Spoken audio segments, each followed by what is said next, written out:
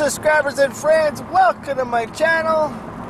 I'm Jerry Lee, and my daddy's taking me to the park.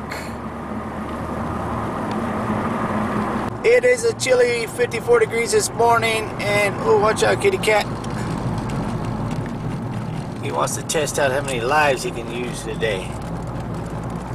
It rained all night and up until about 6:30 this morning, so I can't go out on the trails. I don't feel like getting muddy, so I'm going to take Jerry Lee to the park, take him to the in-town park. I haven't took him to it in a long time. The dog park I took him to, but the walk, the bike path park, I haven't taken him to. So that's where I'm going to head right now. So come along with me. Come along. I can't even talk this morning. Check out that van, man. That's an off-road van. Looks cool. Alright, we usually take Jerry to the dog park, which is way that way. But I'm going to take him on the bike path because I have not been on the bike path in a long time. Two other doggies over there. Come on, Jerry.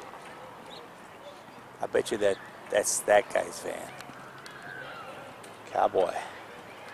It looks like it's going to pour down rain at my house where I live on the other side of the mountains, but over here I get my sunshine in it over here, my vitamin D, even though the sun is trying to barely peek out over there. So it's been a while since I've been here. I don't know, 3-4 months maybe. Look at all the bushes, how they've grown and everything. Jerry has to stop at every friggin' bush. So like the title says, diabetes has changed my life for the better. Is exactly true, because if I wasn't diagnosed with diabetes 4.5 years ago, I would have never changed my eating habits. I would have never stumbled onto the keto lifestyle. Not only has it changed my life, but it's changed my whole family's life. My whole family, we're all eating keto friendly type foods. My son has lost about 29 pounds, something that he's been wanting to do for a long time. My daughter's on the keto plan with us. She was the last one to actually want to do keto, and I didn't twist her arm or anything. She just quietly started asking my wife if she can make her keto type food. She's helping my wife make keto fat bombs, you know. And we're all eating a lot more healthier. My wife has become a professional at making keto food for me. Oh, he's a Cairn Terrier mix, maybe? Like a Pomeranian and Terrier, I'm not sure. He looks old. He is. He's 13 and a half. Wow. Yep. And he doesn't socialize much. And he hates big dogs. It's so funny to see Jerry, how he gets all cocky when he gets around another dog. I myself, on the keto lifestyle, I have lost, when I started doing keto, I was like 207. My wife says 210, I say 207, and I find out that the battery was low on the weight scale. I'm down to 190 now, so this is the spot where I fell. I tripped actually, right off this edge. I was videotaping a bird in the sky like this, and I was walking. I had my son with me, and my foot rolled off of this edge, and I fell, smacked my shoulder on this, which is still bothering me to this day, and scratched up my camera really bad. My son jumped to the ground really fast because he didn't know what was going on. He thought I fell to the ground on purpose. He didn't know that I actually rolled my ankle and fell. Jerry, where are you taking me? He has to stop at almost every single bush, and he's like rubbing up against these bushes. He's gonna smell big time. Because look at these berries here. I don't think you can eat those. He keeps trying to go over there to the dirt. We're not walking in the mud. That's why I came over here today. Come on, stop being a hardhead. I want to look at the water. He won't let me look at the water. Breeze is picking up, getting chilly. See, look at the weather over there. I live on the other side of that mountain, and look how the weather is going over there. It's supposed to rain all day today. That's why my wife told me, bring Jerry out here, take him to the bike path, don't walk him in the dirt.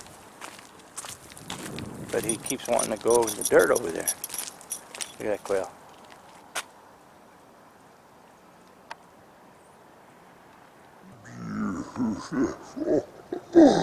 Look at the quail, Jerry. Yep. So on this keto diet, I'm keeping my blood sugars. Here's a couple things that I've changed since I've been doing the keto. I keep my blood sugars between 85 and 95.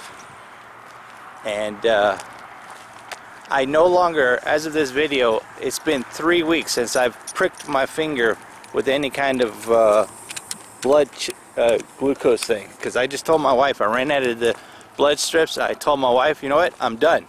I'm not doing this no more, because I've been keeping my blood sugars from 85 to 95 for such a long time that I don't need to be checking my blood sugars to see, because as long as I continue to eat the way that I eat, there's no reason for my blood sugars to spike. I'm getting my exercise and I'm eating extremely low carbs and no sugar, very high fat foods, and I feel great. I feel energetic. I'm getting the best sleep ever. And what do you see, Jerry? You see something? He sees something. His ears are pricking forward. Oh, it's another dog. Oh, no wonder he's all excited. No, don't do that. No, come on, come on, come on, come on, come on. That dog wanted to eat him up. Wow, Jerry heard that dog coming long ways. Come on, Jerry. That boxer would have ate you up. Another thing that I stopped doing for about 3 weeks now, it's been, I stopped taking Tribulus. I've been taking Tribulus since I turned 40, when I went and got my 40-year checkup, and they told me I had a low T count. I had a pain in my left side, and I didn't know it at the time, but that pain was coming from my pancreas. And the doctors told me, oh, there's no reason for you to have pain over there. And so at 40 years old was first signs of me heading towards becoming a diabetic. Because when your pancreas goes, you know, it has a lot to do with your insulin, your hormones and stuff like that.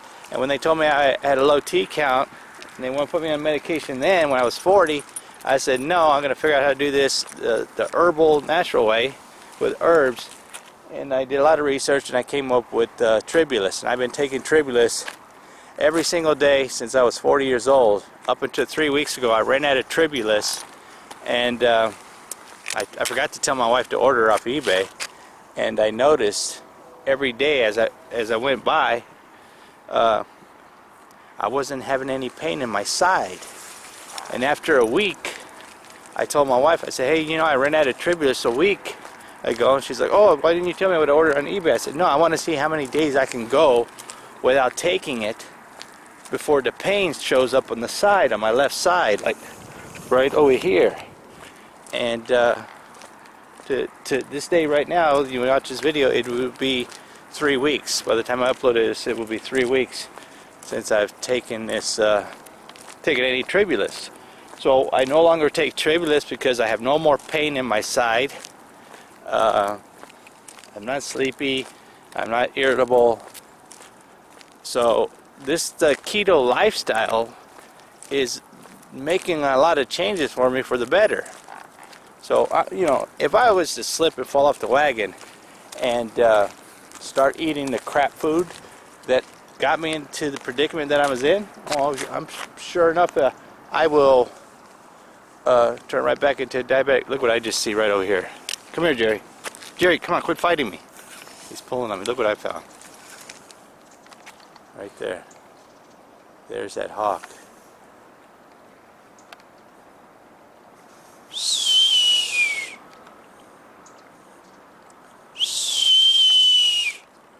Trying to get his attention. Jerry, Jerry's pulling on me. I'm trying to lean on this pole here because Jerry's pulling on me so much. He's a big one.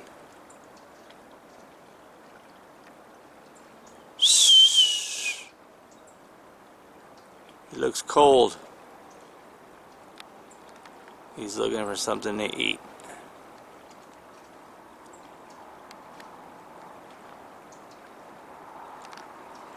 He's a big boy. Come on, let's go walk. You're pulling on me, Mr. Impatient.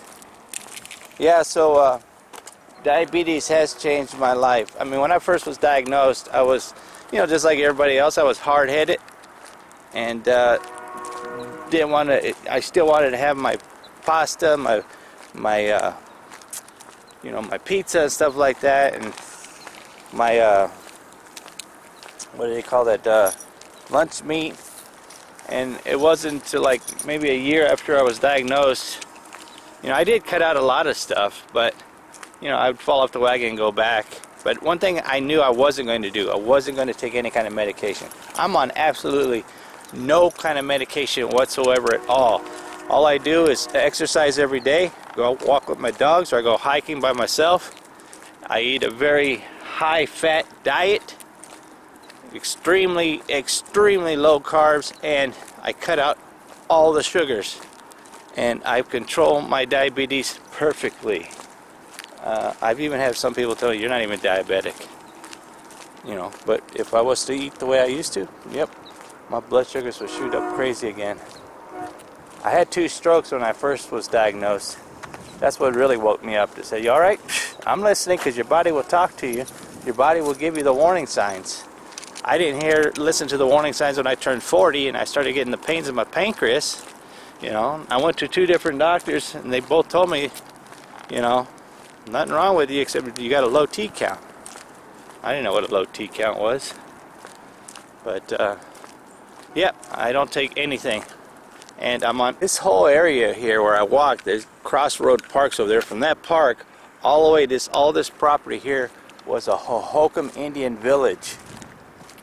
And in the park over here, the Crossroads Park, they have a bunch of signs over there telling about the Hohokam Indian lifestyle. And after the Hohokam Indians left, this was controlled by the Spaniards also.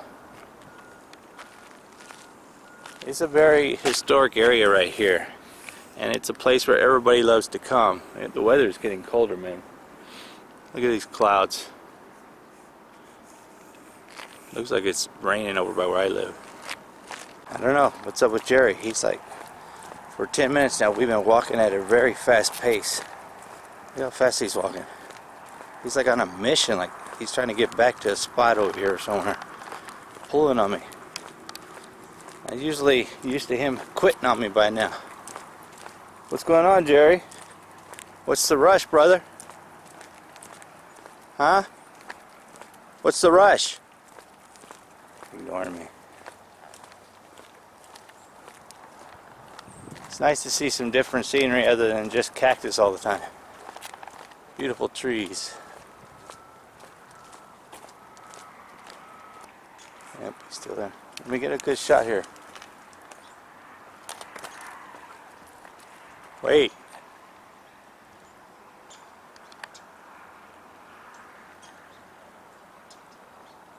I don't know, it's pretty dark. I don't know how well we're going to be able to see him.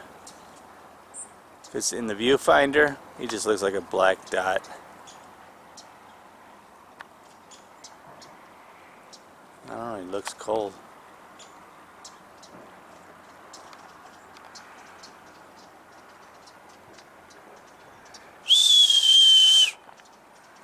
And the wind's picking up. My ears are getting cold.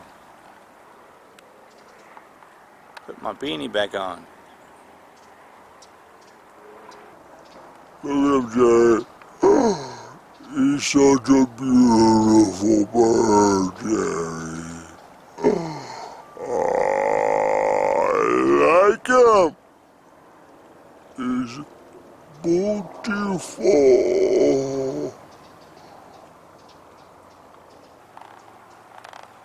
Alright, Jerry's pulling on me. At least he got to see a nice hawk out today. There's a soft shell turtle right there. It was up on that bank there, but then it saw me and it turned around and went down. It's disappearing now. That's what you get for not having the camera turned down.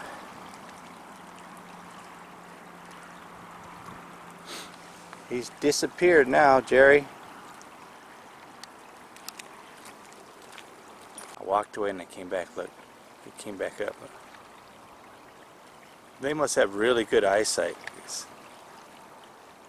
He saw me walk away, he turned, he came back. Now he's slowly sinking back down into the water. Those are very aggressive turtles. Woo, that wind is cold. Come on, let's go back to the car, Jerry. Let's get some sunshine in the video there, Jerry, with these. Beautiful flowers. Would you just look at them, Jerry? Look at them. Yeah, go smell them. They smell beautiful. This is where the Spaniards, I think it was like 1800 or something like that, that's where they stored the water in. That thing. This park, this area, people have been gathering here for centuries. I think it's cool that this thing is still here. I wish I could get a better shot of it, but you're not allowed to go in there or climb up the fence or anything like that. Did get a better shot there. Look at how nice that is built. That looks like something they would build in present day, but that was built back in the, I want to say 1800s. Look at all these flowers too. I'm going to go over to that sign where it tells you more about it over here. This is the leftover from the farm when Spanish built here. Get a better shot.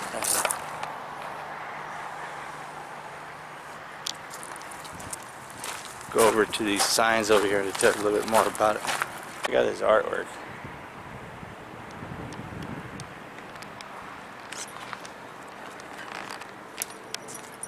Looks cool. Here's the, you can pause this and read this.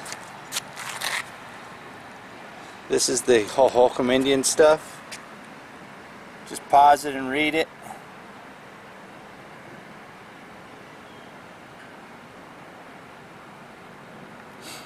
And I've showed this before and I've read this before.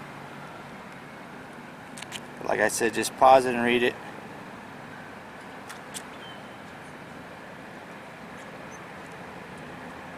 The Hohokams, man.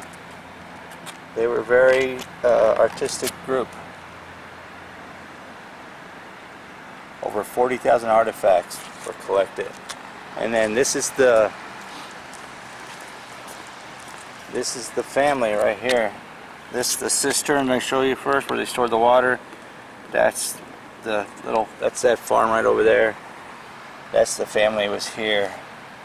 And it was built in 1878. Pretty cool. This is a very historic park. I don't know where this grave is at. Holy Hope Cemetery, that's where that's at. That's where this family is buried.